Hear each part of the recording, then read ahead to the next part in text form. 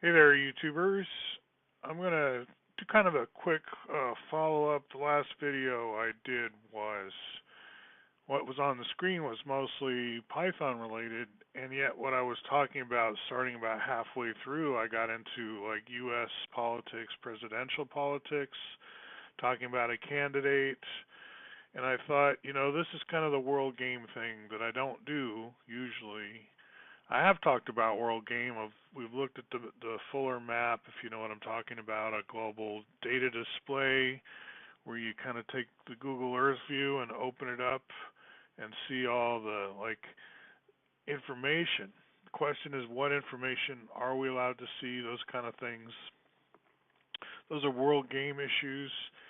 Now, I don't think that at the presidential level, that's the kind of thing you really spend time on TV about, because TV is a very blunt instrument. It's like those are like a different set of tools than you would use in, like, you don't use a president for absolutely everything that you're trying to do or decide in this world. Ditto for any politician. It's a complicated setup, and we don't always run things through the president. And in fact, as you remember from Atlantic Monthly, that job has become totally undoable in terms of what's on paper as to the responsibilities of the president. A single human being can't do any of that. I mean, they can do a little tiny bit of that. Let's put it that way. So we've come to a point where our theater, our political theater. So I have something on Medium here. There's all the world is a stage. I kind of get that politics is theater meme going. And to me, there's a lot that's unbelievable, but we keep it glued together with screenwriting. Screenwriting in the sense of fictional TV. And I understand. I mean, science fiction, you could say, is the overall genre in a way, if you're talking about present forward, because you're making it up, so it's very speculative when you do a cop show, a doctor show. No matter how much input you get from, quote, professionals, it's still fiction, we should be honest.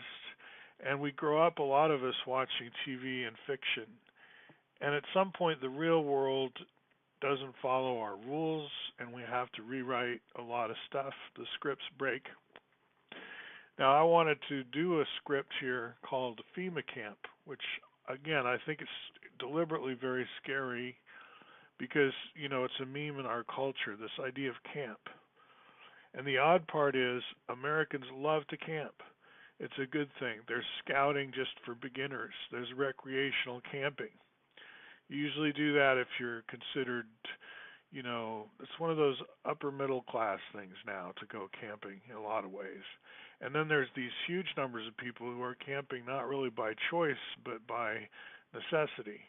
They're camping on the streets, they're camping in land that's like technically maybe not zoned for camping, but they're not camping, they're living outside. And again, this is something Americans have always wanted or have always experienced, and many have wanted. Not everybody wants to live outside, quote unquote outside, not exposed to the elements in the horrible cold, but having an outdoor lifestyle. That could be a cabin in the woods, but in this day and age, it might be a dome, or it might not be a dome. Dome, by the way, doesn't necessarily mean individual family unit dome, like we think of a suburban ranch style house, and then we think dome and 1 plus 1 equals 3. But no, a dome could cover a lot more than just one dwelling and one family, or maybe it's the family compound. So a lot more people live there because it's an extended family. All these different patterns may have a semi-outdoorsy quality to them. So in this particular piece of writing, I don't have all the pictures yet. I'm still putting it in draft. I'm going through it quickly here. But I pick up on a lot of the memes that are in my blogs and other writings and recycle them, because this is what I do in my writing a lot, is I recycle the same memes, like Chinese Peace Corps. Let's see what else. That's where Americans finally get the help they need from other people's Peace Corps. It's like most generous people on earth. It's always we help them, we help them, we help them. Well, there's kind of an opioid crisis here. And who better to have some help from? Who knows more about fighting an opioid crisis than the Chinese? Now, if you know your history, you understand what I'm talking about. So, getting some Chinese Peace Corps assistance with these quote unquote FEMA camps that will help people who are A, homeless, or B, in the opioid crisis, or both. They don't always, now you got to have a huge amount of staff. It's got to be also a lifestyle. No shame in this lifestyle. You're not hiding. You're not saying, "Oh, I don't want people to know that I'm there." It's not about getting people to disappear. Important. And therefore, there's a lot of TV cameras there. There's a lot of journalists. There's a lot of criticism. There's a lot of speculation. There's a lot of distrust, and that's okay as long as there's a lot of transparency and people can see what's going on. It's a big step up from Orange is the New Black, isn't it? In terms of not just a TV series, but a lifestyle. Americans are locking themselves up so much more now because the response to poverty here, rather than face the poverty and admit this is not like the richest country on earth or whatever that means. Oh, there's my phone. Got it charged to 100%, which is unusual for me on this phone anymore. Anyway, I was going to say that we want to make sure these are highly televised experiences where you can make all kinds of reality TV from the people who are going through these programs or staffing these programs, like doctor shows. These are like better than Survivor, but it's about people trying to survive. Now, I'm going through it slowly enough, so I don't think you can speed read that fast, but you can go back and pause or something. Because this is not necessarily published at the moment. I'm still working on the TV series, you could say. I want to go to season 1, having done the pilot. All right, I'm going to stop there and let your imagination play out a little bit. Think about what it would be like to really care for your fellow Americans as opposed to letting them just, I think this quote unquote capitalism, it means different things to different people. But in general, I think it means jungle, dog eat dog, no rules. It really means criminal gangland, sort of Chicago style, back to organized crime in charge of everything.